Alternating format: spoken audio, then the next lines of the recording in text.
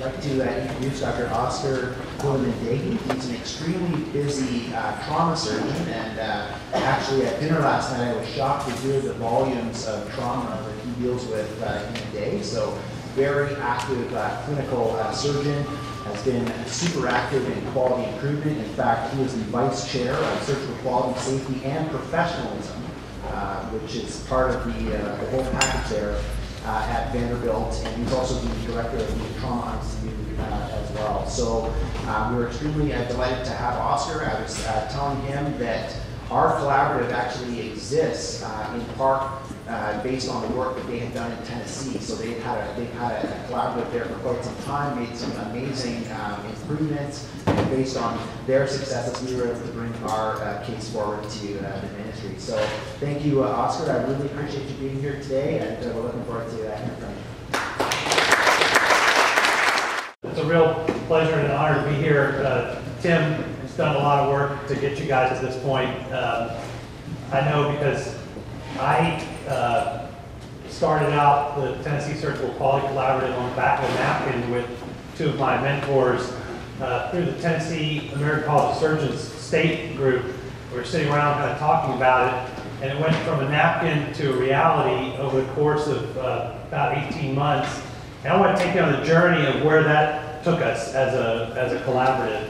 And I think it'll hopefully inspire you guys. You already are inspired. You're in the room. You're doing all the work. But this is a taste of what we did across the course of the last 10 years or so. And I'm a fidgeter, so I can't stand still. That's why I had to put the mic on. So I'll kind of go through the big picture stuff, and then I'm going to drop it down to the hospital level and even the surgeon-specific level, which is a little difficult with NSQIP data because there's only a few cases per surgeon, so it makes it a little bit harder to get actual statistically positive data on people. Our collaborative started out with 3 major hospitals, and then it moved to this consortium with the help of our Tennessee Hospital Association. And our desire, we started with the Michigan Collaborative. We went to this thing thinking we wanted to have a back and forth with just the surgeons and Blue Cross Blue Shield. We ended up with the Tennessee Hospital Association becoming our major data dumper, the place where we got our administration from, and they hold all our data because they're a statewide entity that cover all the hospitals. It made it really easy to get information exchange across that. And it's really, the most important part was that at the time that we were looking to make our collaborative, it was everything happens because of fate. And in this case, the head of the patient Center for Patient Safety was looking for a new project, a pet project to take on. And we walked in the door of their institution literally minutes after she was asked to find another task. And we stepped right into it. So luck comes from hard work and then some luck. And our aim, of course, was to improve the outcomes of the people in Tennessee. And we wanted it to be, in our case, kind of surgeon-driven as opposed to administration-driven. And that's where we shot for the target. And this, as you guys know, and what happened within our own state, became this incredible voice for change at the grassroots level. And what I hope I show you is that from that grassroots level, you can make powerful change for your patient population and for your institution, and actually probably for the product. So whenever you do something like this, and I'm sure Tim probably could say the same, first you have to come up with a cool logo, right? So we got a cool logo, and then we developed our mission statement, and then we developed a vision statement. You know, all those things become really important. And then we had the perfect storm of the 10 hospitals across the thin state that made up, at the time, probably 50% of the operative volume within Tennessee. So not quite to the level of being statistically able to say we cover all of it. You have to get to 80% to say that you can speak for the outcomes of an entire group. But 50%, pretty good. And those are the original 10 hospitals spread out across the state. And then we added 22, there was the new 11, and then one hospital that wasn't part of NSQIP but wanted to be part of the data stream joined in just because they saw how powerful it was. And by the time we did that, we achieved 80% of the entire operative volume in hospitals, not in captured NSQIP, but in hospitals across the state. Our state has 7 million people, so what's Ontario total? About the same. So it's pretty impressive that just through 22 hospitals we can cover all of that. And here they are. And for some reason, every time I fix this slide, it still pushes St. Thomas Midtown's number and Region 1 Health over. But these are the amount of beds in each of these hospitals. They range everywhere from 85 beds in a county hospital in Claiborne, Tennessee, which is in the middle of nowhere, and it touches 5 counties that don't have a hospital. So this 24-bed hospital, the one surgeon from that hospital, I'm going to show you how powerful one surgeon can be by the end of this, touches the lives of like an incredible amount of people in an area. All the way up to Vanderbilt, which is where I work, which has a 1,000-bed hospital. It's now up to 1,200. So we have 5 hospitals that are small, 7 hospitals that are pretty big, 6 university hospitals, and at this point now it's 80% of the operative volume. Pretty impressive group. And we all come together like this, and nobody throws daggers. Everybody's kind of on board. We still have not de-identified the sites because Vanderbilt won't let that happen. You know, when you're a giant corporation, sometimes you don't want other people to know all of your dirty laundry, even though most of it gets out of the news. But the most important impetus to make this project work was getting the surgeon champions involved. And to do that, we forced the surgeon champions to have to present and be a part of the collaborative. Because if they're not engaged, then you don't have a voice, and if you don't have a voice, even if it comes from every other aspect, if the surgeon's voice isn't heard locally, then you can't change the culture locally. So it becomes really important. So these are just some of the people in our group that all got up and went to their institutions about various topics, which you can see here. It gets skin in the game.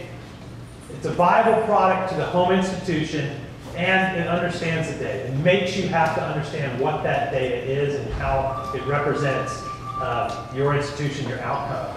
And one of the things that I learned really early on was knowing the definitions of each aspect of that data point. Because if you don't know the differences in some of the subtle differences in some of the data points, as opposed to what you might hear from the CDC or from some other organization, you can't sit at the table and have a conversation. So this is, we have this incredible data analyst. His name is Bill Cecil. He worked for Blue Cross Blue Shield for many years. And if you know anything about actuarial data, it's billions upon billions of data points. And so the ability to manipulate that data to somebody that's been working with billions of data points becomes pretty easy when it's just a couple 100,000. But one of the things that any major insurance agency that has a large volume of patients that they've been following for 40, 50, 60, 80, 100 years, in all honesty, they could probably predict every single person in this room's outcome just based on where you are right now. And they don't do it. This is our data from the start through 2014 of what happened to our post-operative occurrences and our zeroing of post-operative occurrences. And so over the course of 5 years, we really pushed that number through the roof. And that was one of the first things that we identified. And if you look at post-operative occurrences, that number shot 30% improvement. And my first thought about that, across the spectrum of all of the institutions, is that it's really a Hawthorne effect. No one was taking a look at the data. No one really cared. My father was a head and neck surgeon. He was a pretty good guy. I sit around the table with him now, and he says he was the best head and neck surgeon at MD Anderson. And I said, well, how do you know? He says, because I knew what my outcomes were. I said, well, what were they? Well, I don't have any data, but I know my patients did better. Thanks, Dad. Show me the data should be the answer every time. Right? We have the data, and what makes it so powerful is that if you look at something, I'll get into SSIs, but if you look at the data, there was an institution in the United States that published that the deep space infections for colorectal surgery were 5 to 7% at their institution. And they have multiple papers saying that. But if you look at the NSQIP data, that number was somewhere around 17 to 18% 10 years ago. And so I kept thinking, if this hospital is 3 times better than every other place in the United States, why don't they build a 5,000 bed hospital, put every colorectal case there, and make sure that they get the best possible care they can get in the world? Turns out that it's all about bias of the data. And if you don't hold to the integrity of the data, you have a selection bias in the patients that you put into your studies, and you always look good because you never want to look bad. So what I love about a collaborative is if you come to the table and you say, we are bad, we start from the presupposition in this institution that we're in right here, of first sin, then you can only get better when you have some kind of anointing. And this is the mortality rate. And we showed the first 10 hospitals that just by doing what we were coming together and talking about things, we were dropping our mortality rate over the same period. And it keeps trending down. Now, if you look at the original papers that came out of the VA, and then out of the first few years of the NSQIP beta sites, they showed a 46% reduction in mortality. But what happens after that? It levels out. And the same thing was true for morbidity. It didn't, it was all almost an initial event, and then it stopped happening. So that's what I worried about when we started Collaborative. And were we just seeing that Hawthorne effect, that initial push that we're going to do all these initial things and nothing else is going to change. I'm going to show you that it continues to get better, hopefully. So this is our searchable site rates. This is the way that we presented it by our entire group. I know there's a lot of busy slides. All you need to know the arrows are going down. And so over the course of multiple years, whether it was organ space, superficial, all SSIs, they went down based upon simple techniques that were kind of shared amongst the groups, not as a major push.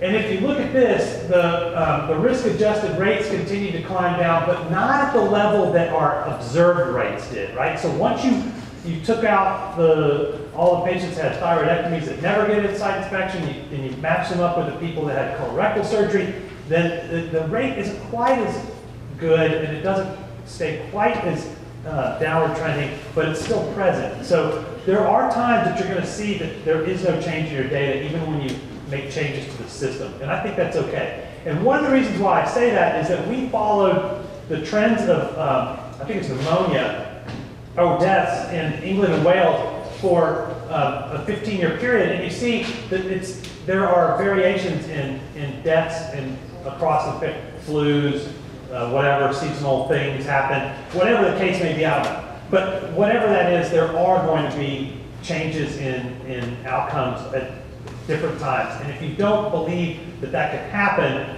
then you're going to miss the boat that you can still be trending down even though you have upward spikes, right? So don't give up because it's going the wrong direction. And this is what happened if we looked at observed mortality rates and then we looked at them based on age. You can see that even though our observed and our trend are down, even with age, there's a little bit of upticks at time and downticks. And we think that that also has to do with times of the year. For the elderly, fall risks are higher at certain times of the year, different times of the year for motor vehicle crashes, and we kind of follow those trends, and you can see that jagged line remains for almost all of our data.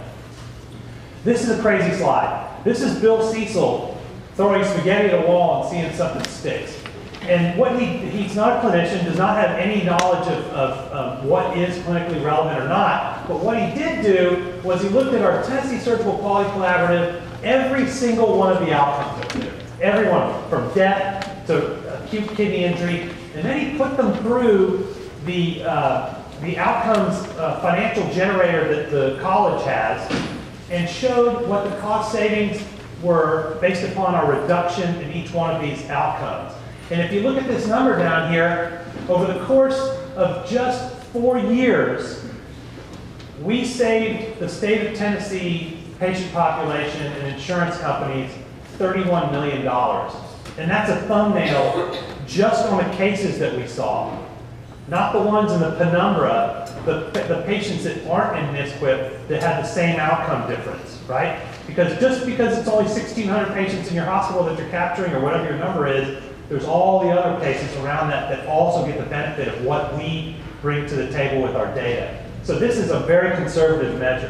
And if you take that back to the ministry, there's no way they won't continue to fund it, right? This is the kind of data that you have to cell in order to show the work. And this is real dollars. It's not fake dollars. What we did was we looked at each site and we started doing this checkerboard grid. Green means you're okay. Red means you're doing worse than you did the previous 6 months. Blue means you're doing better. And so if you look across this thing, you can see most of the centers are doing about the same across time frames. That's fine. It's okay to not see change. But you can see the one that's really red. When you look at this, this is all of the various outcomes, and this is how we did. And we checkerboarded all these so that you can actually see over a trend where you sit in the collaborative. And there's some places that have good outcomes, some that have bad. And what we started to do was take those good outcome people and marry them up with the bad outcome people and say, why don't you go take a look? Go see what they're doing at that good center and what they're doing at the bad center. Is there something tangible that you can just garner just from going and seeing what they're doing? Not setting up some protocol, not setting up something new or different, just going and saying, what is it that those guys are doing that Guillamondegui's shop isn't doing? And so if you follow that, we have it, comparing risk across year to year. You can see trends. And then it just continues when you look at the cross sites, all the performances. We just kind of show this data over and over and over again. And you can see that at certain times there are benefits, sometimes there's not. And like in this one, site R, which is second line, has a lower patient risk for total postoperative occurrences. And then G has a really bad outcome for total postoperative occurrences. And if you take those two hospitals and bring them together, they can maybe come up with something that changes their outcomes. And for me, this was eye-opening because I knew we were site W and I knew that where we stood, and I could kind of look around the room and go, who can I talk to about this stuff and take it back to my institution? So then we start looking at kind of various aspects. In our network follow-up meetings after these kind of initial checkerboard thing, if you look at this, this is all procedures observed versus predicted in time. And we started looking at how different centers had different operative times for the same procedures. And you could see that offset. And it doesn't matter whether you look at laparoscopic appendectomies or at cholecystectomies, there was a predicted operative time and there was an observed operative time. And one of the things that you have to kind of wade through shark-infested waters with on data like this is what it represents. Because if you unmask all of this data, here's colectomies. What you almost will find to a T is that the teaching institutions push your operative times down the Y or the X-axis. So you walk a fine line in some of the political realms as to what you want people to comprehend from the data. If you say teaching hospitals are causing longer operative times, well, here's the sad part about that. The longer the operative times, the more complications you have, right? And this is the Y-axis is where 0 hits down here, and you can see that the longer that your laparoscopic surgical cholecystectomy is, the more your risk of having a bad outcome, some postoperative occurrence. It starts at 0. But what we also noted, it started at 0 at appendectomy. But what was really interesting is that it started before the case in colectomy. So what you start to realize is that postoperative occurrences may be based on something other than just the operative care, right? There's pre-care issues. We call it prehabilitation.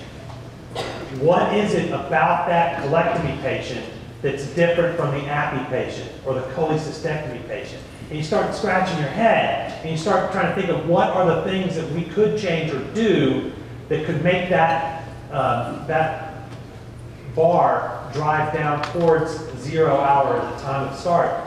Smoking, nutritional status, functional status when they came through the door, all the different things that we know that you capture in that NSQIP data set that can define what these issues are. It's really impressive stuff. But the fact that they started before the case even started was a eureka moment for us. Because as everyone's saying, look at your data, you've got crummy outcomes, look at this. Then you start looking at the procedures and you realize there's inherent risk to doing surgery that started with a patient before they came to you. So then you can say, all right, we're never going to get to zero, but our drive should be to get as low as we possibly can. And in comparing that data with each other, what you say is, I'm going to drop my guard and I'm going to get rid of this kind of perfectionist model, right? When you live in a perfectionist model, the only thing you can do is fail because we've never achieved perfection. And when we get to that point, it's all about shaming, and we want to avoid that. Because once you put up the wall of shame, you lose the ability to have a discussion about change. Because now you're defensive, and we don't want to do that. So within an organization that has the ability to talk to each other, this is the moment where you realize we can affect change without being mean to each other by saying, I'm better than you. We all say we're getting there at the same time. And this was kind of our risk-adjusted model of operative site by site. So there were certain centers that were in the red, which were worse. There were certain centers that were in the blue, which were better. And guess what? All of the red sites were teaching institutions. All the blue sites were really nice hospitals with marble walls and fountains and stuff. But think about this. If you're at that marble-walled hospital, somebody comes in and they don't look like they're the right fit for your outcomes, what do? You say, that's a good teaching case. You send them off to the teaching hospital. So there are differences in the cases that are taken care of, at least in the United States, I can't speak for Canada, and who gets taken care of where. And that becomes a real rat trap. Yes, ma'am? Doesn't NSQIP adjust for those? It can, but it's kind of hard. I've talked to Cliff Coe and DeMarc Cohen, who runs all they're still not able to capture 100% of the model differences, right? They can't. And it sits at about 80%, just like the area under the curve. About 80% is what you can achieve. If you can get to above 80%, you're doing great. But that wiggle room, that 20% wiggle room is where you see this difference. It's not much, it's just a little. So then we start looking at outcomes from new to old centers, because we brought these other centers in. We said maybe there's something that's going to, the reason why we continue to get better is because the old centers have stopped, and now the new centers are making us look good. So we looked at that data. It turns out if you looked at sepsis by site, they were flat. You look at SSIs by site, they're flat. So our drive down is still coming from those original hospitals. And the reason why they're flat is that there were a lot of high-performing centers that didn't have a lot of room to give because they already had people that were doing the things they were doing with a population of patients that probably wasn't quite as sick as the ones that were at the other hospitals. And here you see one for incisional. Theirs went up, but it's diurnal trend. Ours is still going down. The blue is old, the green is new. Here's organ space. No real change across those. And if you talk to the surgeons of those institutions, we have a couple of surgeons that haven't had a surgical site infection and colectomy in years. Years. And they're honest about the data. I can't believe it, but it's true. We can't go a week without swinging a dead cat and at least 5 people with an organ space infection. And I'll show you why towards the end of this talk.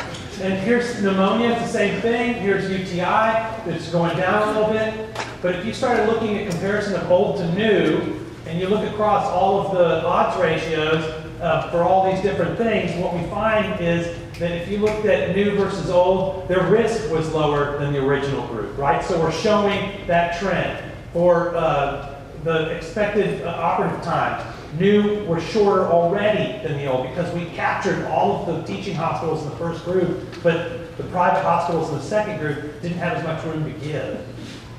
And if you looked at this is one, I love saying this to people. This is a really busy slide. So why I put it up there? Because what it's showing is that what we did was we looked at every type of procedure that was being done. And in the red, it shows that they were that the old sites were worse, and the blue shows that the old sites were better, and it's all the things that you'd expect versus colectomy versus pancreatectomy, and those kind of things where the high volume is at the high volume centers that do them, the low volume is at the ones that have worse outcomes in those things. Okay, so then we start saying, are we really affecting change? So really, have we done anything other than just kind of muddy the waters? And here we go. If you looked at the post-operative occurrences for prevalence of enterectomy, we showed that if you adjust across all all small intestine resection, that mortality, organ space, sepsis, superficial, and UTI improved, right? So we're showing, even after years of data, that we're still getting improvement. Here's one for just for colectomy. It shows that sepsis is better, but nothing else was changed. So that's because the centers that had the great outcomes were still having great outcomes, and we've driven the outcomes better in the old center. Here's no change for cholecystectomy. It's what you'd expect. It's a kind of a chip shot operation. We shouldn't see much change from busy centers, no matter what they are, if you're doing them all, and it showed the same in our data, right? And here's another one for inguinal hernia repair. No real change, right? So you start getting the bread and butter procedures, and there's no real difference. It turns out that there are variable procedures, so you're going to have variable outcomes, and if you focus on those, you end up affecting change more than if you put your efforts into something that you're not going to get anything out of. Long runs for short slides. Here's one for colectomy. We showed that mortality, all the stuff was improved with the care that we're giving change. Right? So now what? We decided colons were the problem, right? And so we went forward with a task group of about 5 people. They went out to train on what was good, and they came up with a simple plan. You can't make it complex. The more moving parts, the harder it is to implement, and you have less ability to change that. So they went and grabbed all this data, and the most important aspect of this was the last line here. They wanted it to be cheap, because you can't go back to hospitals that don't have any margin and tell them they got to spend a lot of money to make it better. So all they did was went for 4 simple things: normothermia, glucose control, appropriate antibiotic use, and supplemental antibiotics. We didn't even say they had to do the ERAS protocols and all that stuff. That came later. But if you look at this data, what we showed was that historically our group was the worst high outlier in the country. That's a feat. It's hard to take that back to my boss every SAR. So here we are, the next SAR, still the highest group in the country. Still the highest. Are we doing anything that's making a difference? Well, you know the data is 6 months in arrears, so you're just barely catching the culture in 1 year of doing this, right? Uh-oh. It's starting to drop. And here we are, then 2 years after the start date, and we've fallen into the 3rd decile. So showing that this stuff works. And here we are again. We've remained that way. We stay within the 3 to 8, which is where you kind of want to be. Doesn't matter. And here we were at the start. I don't know if I have the secondary one, but that's how bad we were. We were the 3rd worst hospital in the world, I think. But at least we're beating the University of Michigan. I don't know why they call it an honor roll. It seems kind of bad. Anyway. So then you start looking, well, what's the difference? Because now I have to talk to my administration, and they want to know, should we do NISHN, should we do NSQIP? And you have to know the difference between what data source you're using, but they all trend down, right? So the blue line is NSQIP, the red line is NISHN. NISHN captures every colorectal case, whether it's a OB-GYN hitting the colon on the way in or the way out, versus trauma doing that, whereas NSQIP doesn't keep transplant, trauma, or OB in there, or unless you do OB. So the difference is that the numbers may look different. It may have a slightly different trend, but it usually goes in the same direction. So if you look at what we did in the 5-year summary of that period, we decreased 20% almost in post-operative occurrences. 9 out of 17 of the post-operative occurrences were significantly decreased. We had 3.75 deaths per 1,000 reduced in the state of Tennessee. And then we saved about $75 million worth of care. That's powerful stuff to take back. And the same thing's going to happen here. So we then took a study design and looked at all this stuff, and this is where we showed, let's go flip through this, what's the difference, what do we have in the post-operative outcomes, regression models, blah, blah, blah. And then we looked at the long procedures versus the short procedures, and we showed that no matter what you do, if you have a case that goes about 2.5 hours, that's your sweet spot. And every second outside of that point, your risk for post-operative occurrences goes up. Now I know what you're saying. Yeah, well, I was doing a Whipple, and it also invaded the colon, and then we had this, and we had that, and it had to go through the portal vein, blah, blah, blah. Sure. But if you're doing a simple case and you say, well, it's because it was harder, there's all sorts of reasons why that happens, it doesn't matter. The longer your case goes, the higher your risk of post-operative occurrences. And it didn't matter if you're doing an appy or you're doing a colectomy. So the shorter you can make it. And we have so many surgeons that I've watched that they just go in there and they look like a bear tearing up a beehive, just ripping through it. And then like at 30 minutes, they're putting something back together, and you're like, okay, and they get out, no complications. You see somebody that's like meticulous and has like their special long handle this and that, and their scissors are gold and all that, and they take 3 hours over, but oh, look how beautiful it looks, and that person ends up with much more of occurrences. We do have our faults. But there are things that you can do to kind of look at the procedures and say, what is it that we're doing differently? And maybe make some changes around that too. So if you broke it down, the results showed that no matter what the categories were, that we had changes. And the marginal time risk, if you looked, it was 14 minutes for the marginal time risk for APIs, 6 minutes for deep space, 14 minutes for organ, it just depended. And if you looked across all clean procedures, it was about that same mean time. And it just kind of spreads out after that. Kind of cool stuff. But that's what you can do with big data. That's what you can do with big data.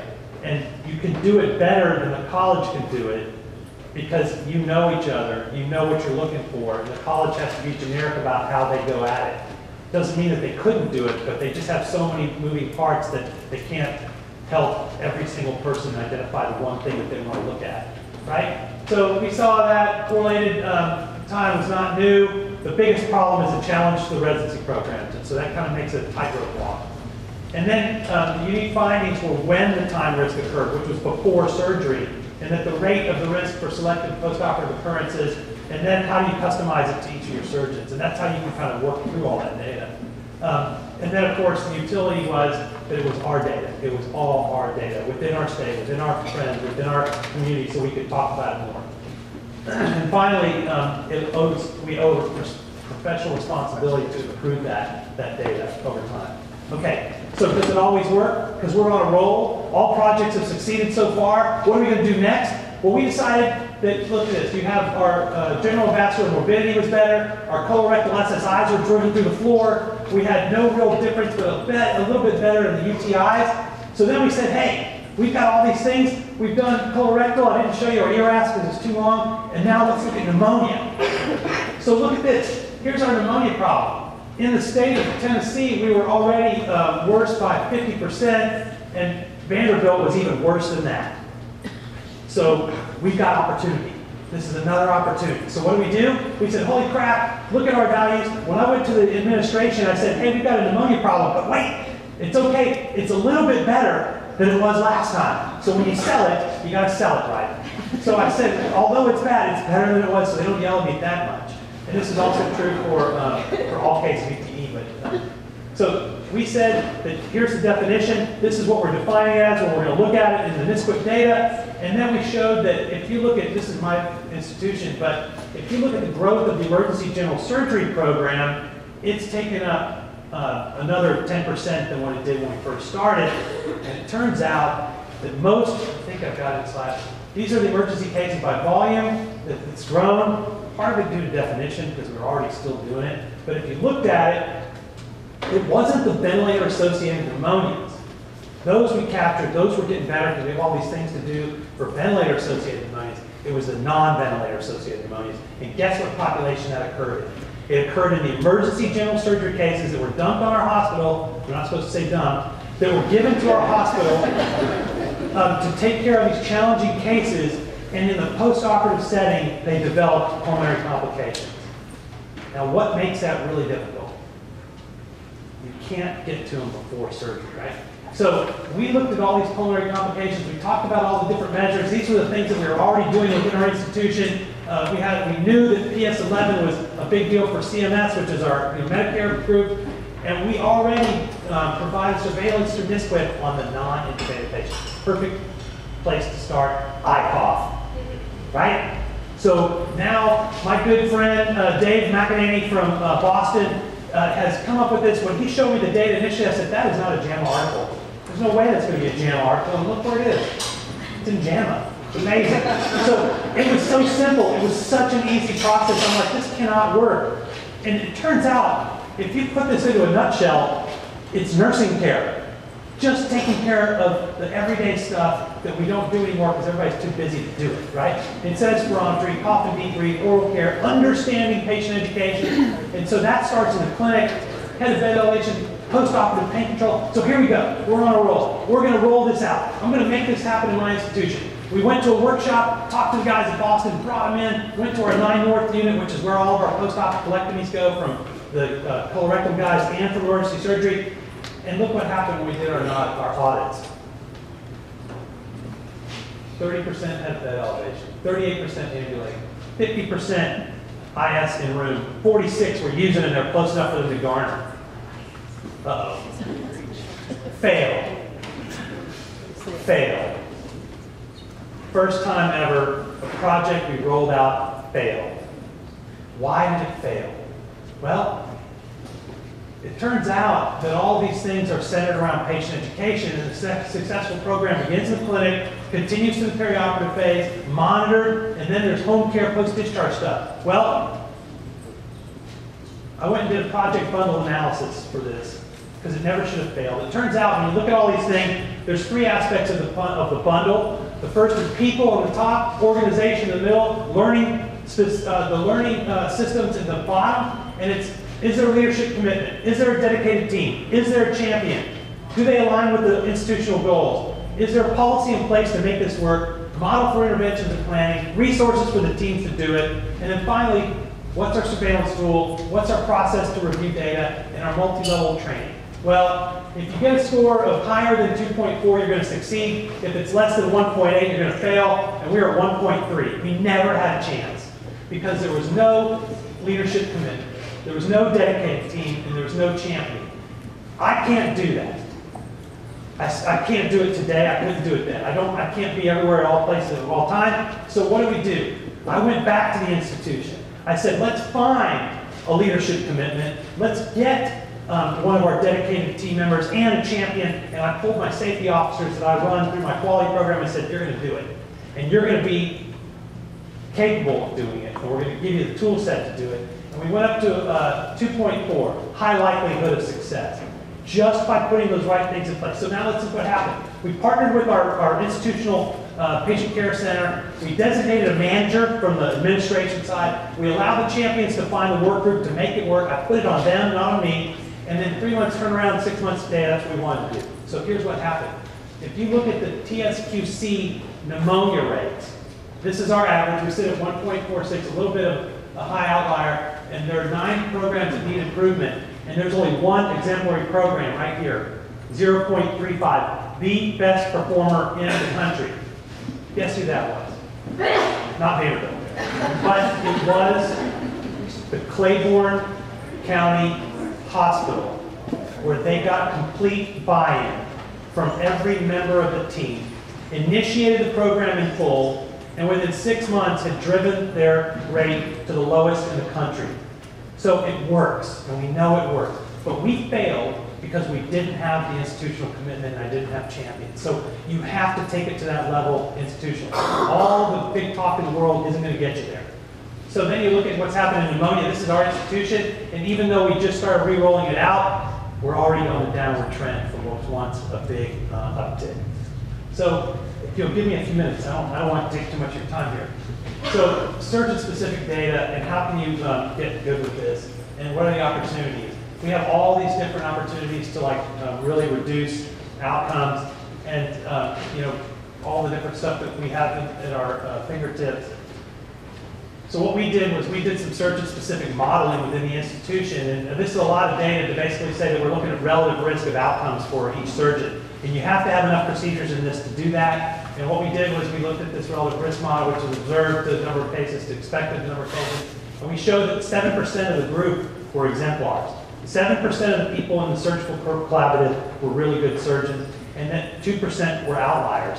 And it gave us this graph, which shows all the green are in the mean. They're all people that, even though it kind of goes high, these people have relative adjustments that make them normal. There's a few red and a few blue. A few red are bad, a few blue are good. I think this will show you. Yeah. So if you looked at the data, in the first set we had 27 exemplars, 7 outliers out of a total 394 surgeons. And in the second period, we go back, now we have 18 exemplars, 10 outliers, and there are only a couple that were the same in both groups. One bad outlier who no longer practiced surgery, and the 3 good outliers, but everyone else resorbs to the mean. And what that tells me is that we have bad weeks and we have good weeks. And every once in a while you have a rash of cases that go bad and you're like, I didn't do anything differently, but something happens, so you can't always hold on to the fact that somebody that looks bad today is going to look bad tomorrow. So you've got to trend it out. But it's pretty cool data to show that we as surgeons who always think that you walk into a room and you have to say, oh, I'm better than him, I'm worse than him, and, oh, I know I'm definitely better than that gal, or I'm better than, you know, she's better than me. But it turns out we're all pretty much equal. And once you get rid of that, comparison, which, by the way, comparison is a thief of joy. You know, you take away that comparison, and you now have the opportunity to have a conversation so that we're all okay. Now let's move forward. And there it is, showing the difference the next time around. This is our risk-adjusted operative time. Same kind of thing falls out. You have some exemplars, you have some outliers, but they always resorb to the mean every 6 months. And if you look at this, this is my Vanderbilt data. So we went from the whole TSQC to Vanderbilt data. What we did was we have 6 groups of general surgeons: EGS, emergency surgeon, colorectal, hepatobiliary, GI lab, vascular, and endo. And this is the mean preoperative risk score for each of them. So you can see the EGS patients are really sick. The colorectal are semi-sick. The hepatobiliary fairly, you know, still sick. And then the other guys are all left in practice. So what we did was we plotted this out on a graph. And we showed in our institution the various groups. So all the 6 groups, you can see this corner over there is worse than expected. This is better than expected. But anything within these 2 other arms, they're normal. That's mean expected outcome. And you can see EGS is sick, occurrence of severity up, patient risk up. As you go down, it goes to easier on both sides. But bad group head. Now, what happens if you explode all of the surgeons? Even within groups, you can see that they fall out all over the board. There's a few kind of worse than expected. There's a few better than expected. That's me. Of course. I don't know. I don't know if it's really me, but I thought it was funny. No, it is really me. But this is how we did it. And what we did was we showed this data to each of our surgeons so they could see where they sat on a curve. And you know that when you do that to surgeons, they all want to get better. Well, they want to know who that other guy is, so they can beat him down and do worse, which is bad. But anyway, the answer, of course, for all this is that you want to show data that's real, that has meaningful impact to your people. Locally, statewide, nationally, however you want to do it. Here's some really interesting data. This is the PARS data. This is our data on patient complaints to surgeons at Vanderbilt. So randomly, people call and say, Guillamondegui is a jerk. And they put a mark next to that. And then Guillamondegui is a jerk. The next day, oh God, that was 2 for me and 1 for him. And they keep doing that. And they follow these and they show that for every single event that somebody calls you a jerk or says you did bad care, there's 50 to 80 more complaints behind that aren't voiced by the patients. So when you take complaints and you look at wound occurrences, so various outcomes, if you take this data and you have simple cases, it doesn't matter, you're always going to be okay in terms of occurrences. Simple cases, all okay. The higher the complexity across the x-axis, if you're a low complaint person versus a high complaint person, you can see what happens to the outcomes. The people that get complained about more have worse outcomes. That's powerful data. The reason for that could be multifocal. I can't tell you exactly why because it's not matched one-to-one case to the outcome, but it's data of complaints to things. So when the cases are easy, everybody does okay. When the cases are hard, it gets worse. And this is what we found. If you look in the OR, you go into the OR, and you're sitting there. We had med students go in the OR and sit. All they do is observe. The room's getting ready. You got the scrub nurse, you got the scrub techs, you got the anesthesia techs. Everybody's kind of setting up their stuff, and they're listening to some music. It's all rocking, everything's great. And then the surgeon walks in the room. Either everything keeps on jazzing around, everybody's kind of, hey, what's up, or you got the room that goes completely silent. And it turns out that there are things that happen in rooms because of the stress level and the amount of fear And I'll be out, just give me 2 seconds, almost done. And so it turns out that there are people that are good and people that are bad, and if you keep a light, loose room, people tend to do better. But if you're the guy that throws the gold-handled scissors across the room, and then the scrub nurse has to go out and go find another pair, they may spend another 10 minutes out there talking to the person in the core saying, "Can I Guillamondegui? Sure, I'm not going back in there for a while." And you're sitting around waiting to do your case, so your time extends on the cases, right? So you're pushing out length of case because of passive-aggressive behavior. Maybe that's it. I don't know. We can get to that later. But anyway, what it showed, if you look overall at what we did within this collaborative, we drove down a lot of things. We saved lives, we saved outcomes, we pushed the costs avoided, and each one of these things, no matter how you distill it, I don't care if you look at our last 15 years and say 75%, 75 million, or you look at 1 year and you say 5 million. It doesn't matter. The fact is that what you're doing in this room and in this collaborative is changing the face of surgical care within your community. And that is powerful stuff. So what I love most is the culture change. It's about mutual respect. It's about taking the ideas from any source that you can get them and putting them together to get to a better outcome. And an honest exchange of failures. It's not always going to be a success, and we build character when we fail, not when we succeed. So doing that is going to make you a better organization to admit the faults and fix them as opposed to cover them up.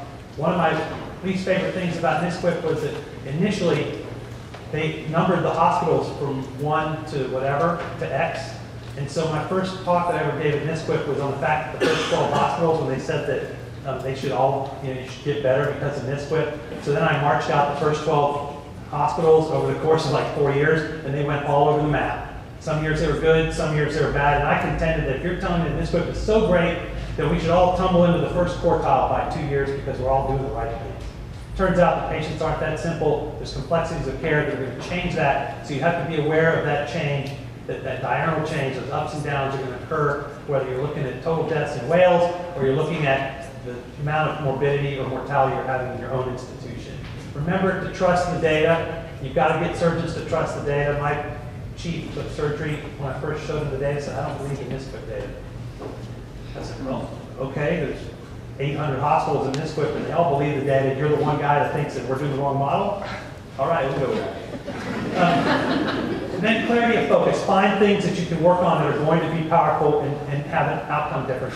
If there's not much variability, you're going to have a lot of run for a short slide, and that's, you need to find the places where you can make change that will be variably better. And then finally, I think it's all about being non-punitive and celebrating as a group what's both good and bad within the organization. And with that, I thank you. I can't tell you how much of a pleasure it is to be here. Even though it's rainy, it's okay. This is a beautiful city, and I'm happy to come and help you out a little bit.